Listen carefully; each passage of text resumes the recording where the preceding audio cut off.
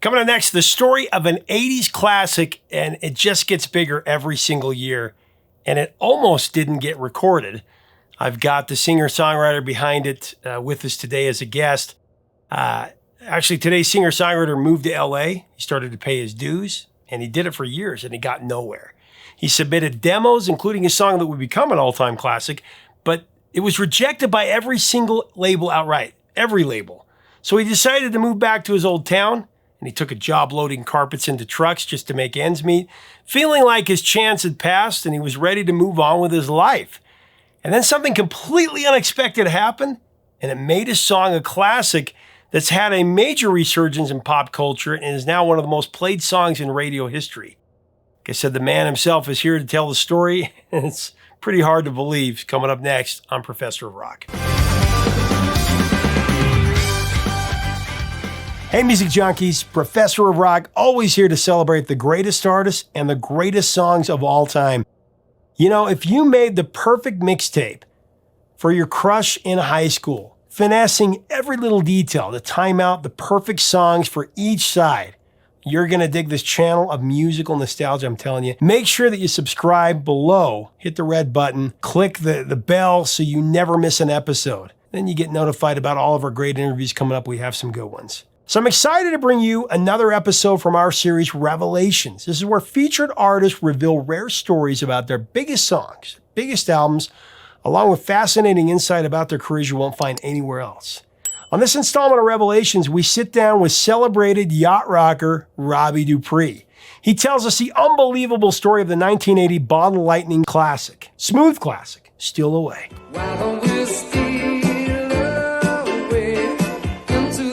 Song has become an all-time tune with nearly 6 million radio plays. It's almost as popular today as it was when it peaked near the top of the charts in 1980.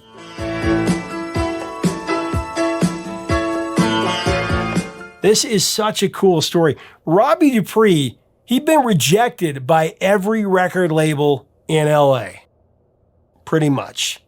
Sent over a demo tape, and it included Steal Away. All the major labels, they looked the other way. So he decided to move back home. Even took a job as a carpet mover. He was moving carpet in and out of trucks. Then a miracle happened.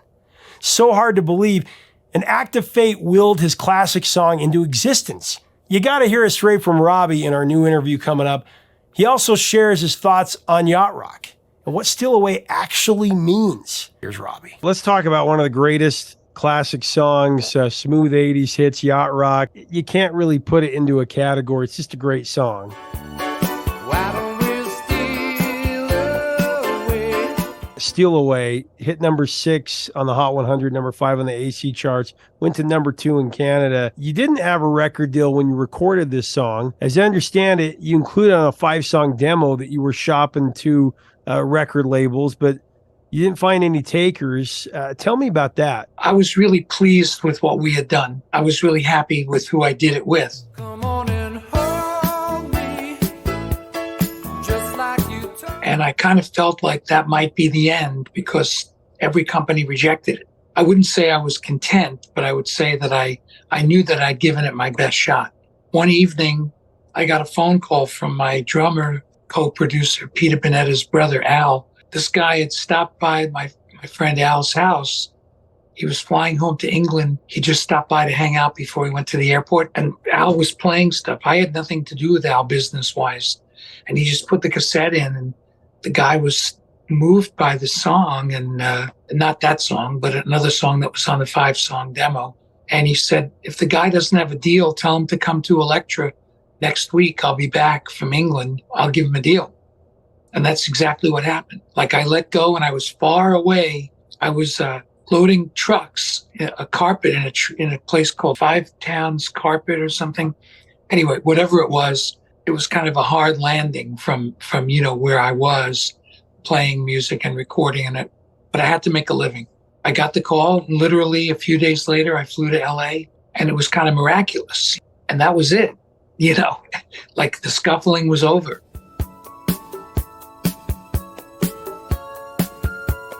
That's such a cool story, to go from loading carpets into trucks to having a chance to go and reach your dreams, record your music. Come on and hold me, just writing Steal Away? Where did that come from? Because I know that you guys were just kicking it at Rick's place in West Hollywood. They were letting me stay with them, and I was kind of moving around from place to place at that time. I brought a few songs with me. We wrote 2 more songs, and Steal Away was one of them.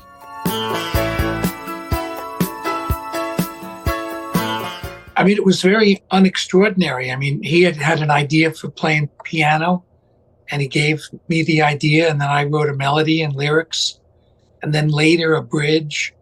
And I never really thought any more about it. Even after we recorded it, I didn't think any more about it. And then when we got the deal, it became the song that was released as a single. Meanwhile, we had a little backload of songs that they didn't know about. And when they called for the album deal, kind of late, actually, in the game, they should have called for it sooner. But I don't even think they knew I didn't have an album deal. And when it dawned on them, they hurry up and signed off on the new thing for the whole album. Fill me with emotion. Steal Away, it's such a great play on words. I mean, remember that Bob Seger used that phrase in Night Moves. And we steal away every chance we could. But that was just kind of a quick lyric. It wasn't a main part of the song. But to steal away, that's kind of become part of the lexicon since that song became such a big hit.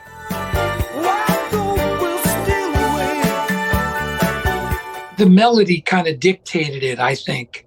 When it goes to that chorus, I just had a da da da da da kind of thing, and we like that melody.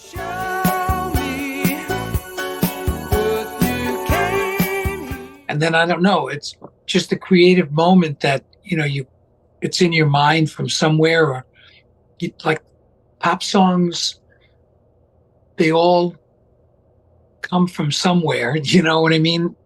And you just pick a phrase, and I did, and the song sort of worked.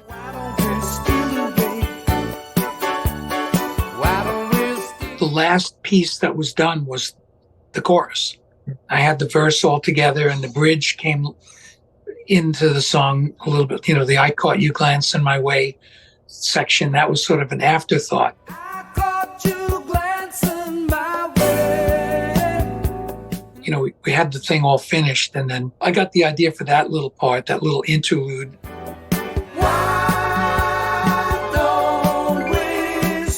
And then the band gave it life by, the way they approached it, the stops and.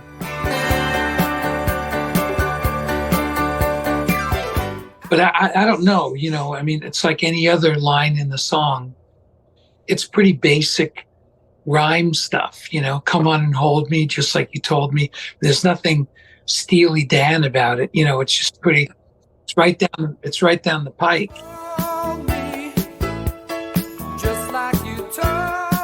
Seems like Steal Away is more of a proposition, asking a girl to steal away into the night after catching her sneaking a glance. What's cool about the song, though, is we don't really know what happened in the end. That's what's cool about pop music is, it keeps you guessing. And the songs were never long enough to get to the end, Right. So you have to kind of go out on the ride out over and over again, steal away.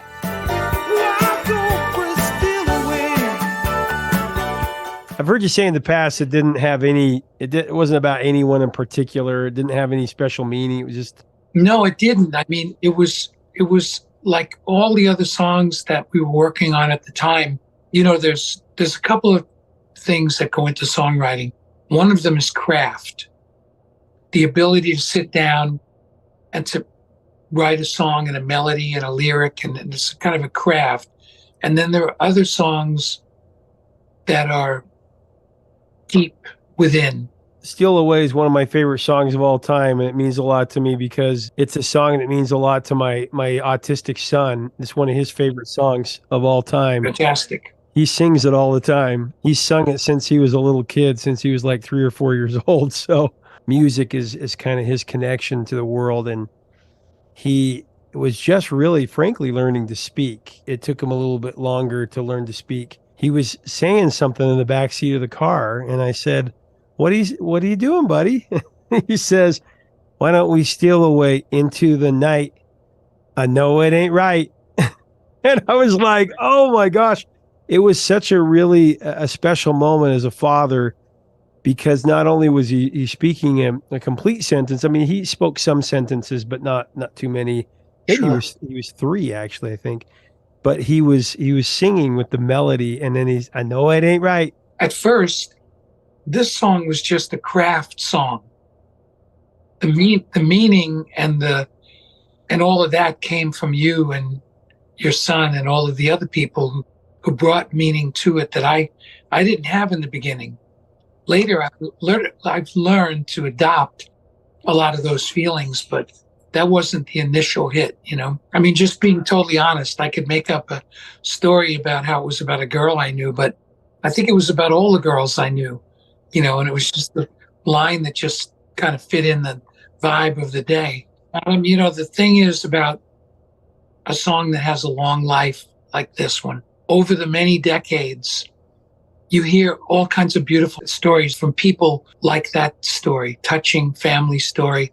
And you do hear stories about, oh, that was the song at our first dance at our wedding. And, you know, so it picked up all this gravitas along the way, you know, because it lived long enough to have all these stories. And that's the great thing about having a kind of a classic song that goes on that long.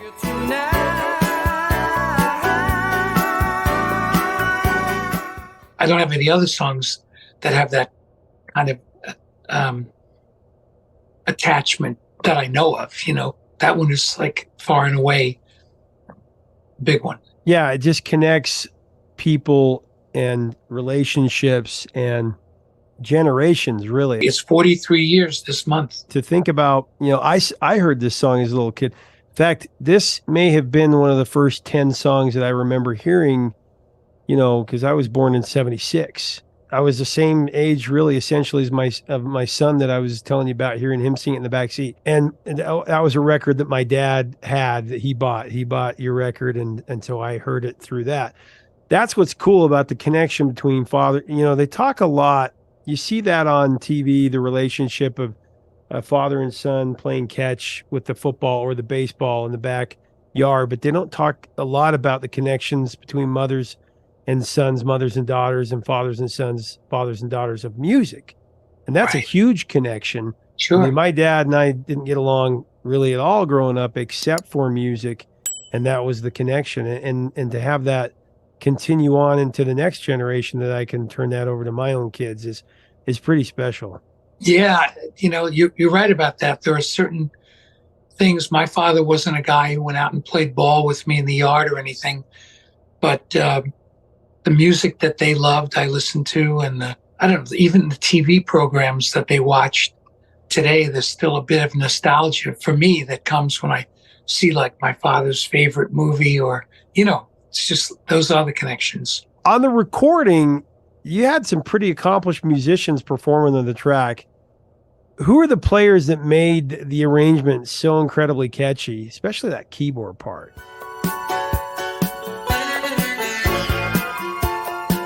Bill Elliott was the piano player. Rick Judikoff, co-writer and bass player. Peter Bonetta, drummer. We had a guy named Miguel Rivera who played conga drums. And Robert Palmer, not the Robert Palmer, but another one, played guitar. And their notoriety came later. They, you know, this was really their entree to the business in a lot of ways. And subsequently, in years, they got to produce many people. This same team got to work with Smokey Robinson and the Temptations and all kinds of people, Michael Bolton, you know, tons of records that they made. So their prominence began, like mine, with the release of that record. Well, your vocal on Steal Away is so smooth, so soulful. I have to highlight your octave shifts in verse 2.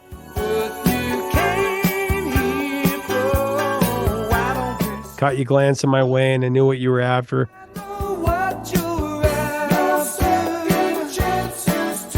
That's all I've got, you know, like I've just got smooth. I don't have growl. You know, I always felt really bad about, for the music that I loved, I didn't have a falsetto. And so there was a lot of music that I was not able to sing because, of the limitations of my own voice. So I have to capitalize on the smooth aspect of it. We're still away into the night. Was that kind of improvisation that happened in the studio, or is it just as you were singing the song originally? How did that come about? I think that's the way it was written. I think Rick probably said to me, "Oh, well, on the bridge, that was my idea. The I Caught You Glancing My Way.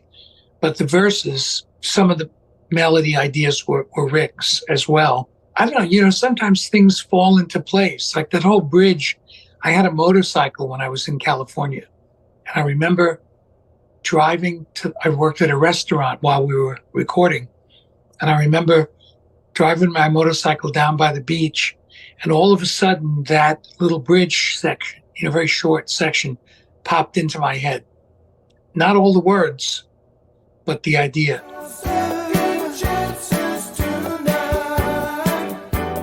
So some of it is just mysterious, that things just happen. Some things you really have to put the grinder on it to make it work. But that song just kind of flowed out. It wasn't difficult to do.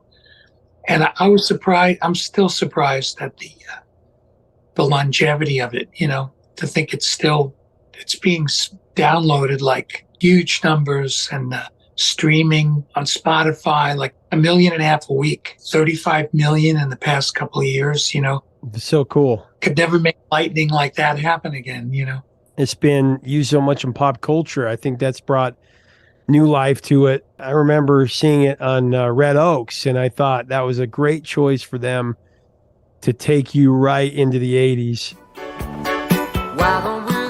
Just a review so we don't have any misunderstandings. It's been on so many things, even more recently, the Andy Warhol documentary. And I feel like, people can mark the time by certain songs. And when you hear them, like where you are. It's like seeing the cars that they use in those movies and television shows.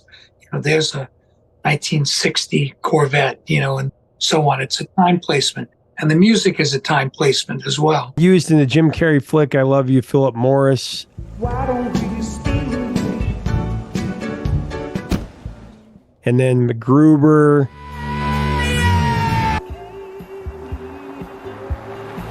Better Call Saul, actually. That was pretty cool. Are you a fan of that show? Yeah, I am. Wow.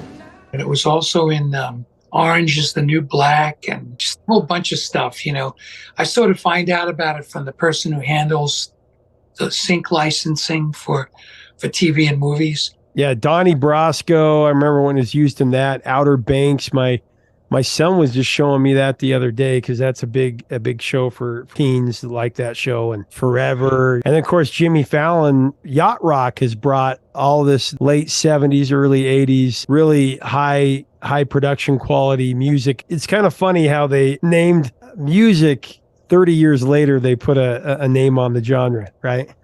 Yeah, and I used to say to people that were like peers of mine, kind of rejected the title. And I was thinking, but think about what they called it before that. It was like soft rock and AOR and, whatever it was. There was no great name. And this one seems to have really caught on with another generation.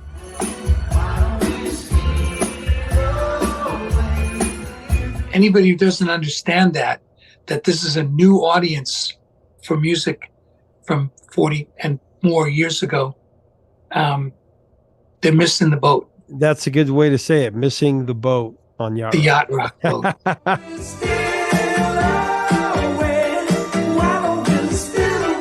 It's cool because your song is coming up on 6 million radio plays, which puts it in the top 100 songs ever played on radio.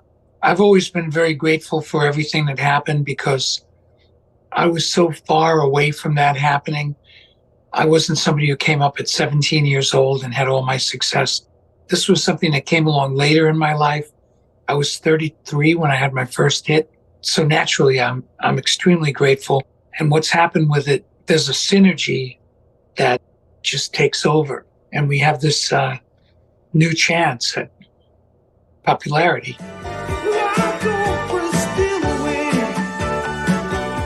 Man, Robbie's so cool. Leave us a comment about this 1980s yacht rock classic. What are your memories of Steal Away? What are some other smooth 70s and 80s classics you'd like to hear the story behind here on this channel? Who else should we interview? What are your thoughts on the meaning of Steal Away? What does it mean to you? Let us know below. If you like our videos, tell you, we invite you to subscribe so that you can participate in our music community. Help us keep the music alive. Till next time, 3 chords and the truth, my friend.